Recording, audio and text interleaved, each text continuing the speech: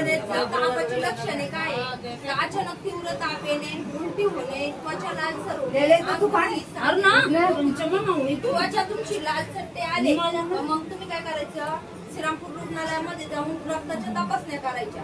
त्याच्यात काही आढळलं तर लवकर औषधोपचार लवकर चालू करायचे. मग आपण डेंग्यू मलेरियापासून आपला बचाव कसा करू शकतो? तर आपण काय करायचं? आपला घराच्या आजूबाजूचा परिसर स्वच्छ ठेवायचा. गटाऱ्या नाल्या वाहत्या करून घ्यायच्या. खिडक्यांना जाळ्या बसवायच्या. जाळ्या जर का शक्य नसतील तर तुम्ही साडीच्याही जाळ्या बसवू शकता. परत जे फुलझाडे आहे त्याच्यामध्ये लाल मातीचा वापर करायचा. जे घरामध्ये तुम्ही पाणीसाठी जे आहे तुमचे टाक्या रांगणे ते किमान आठवड्यातून एक वेळा तरी स्वच्छ धुवून घ्या. त्या कोरड्या करा, मगच त्याच्यात पाणी भरा. हवाबंद झाकण लावा त्याच्यावर. आणि जे ट्यूब टायरे आहेत त्याच्यात पाणी न साठणार त्याची काळजी घ्या. त्याची पण विल्हेवाट लावा. डासोत्पत्ती स्थानामध्ये डासाच्या आळ्या खाणारे गप्पी मासे सोडावेत.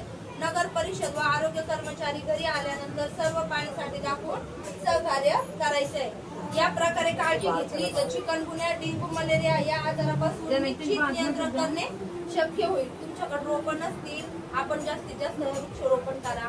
नसतील तर नगरपालिकेत आपले फ्री दिले जाते, तिथून घेऊन या आणि रोपं लावा.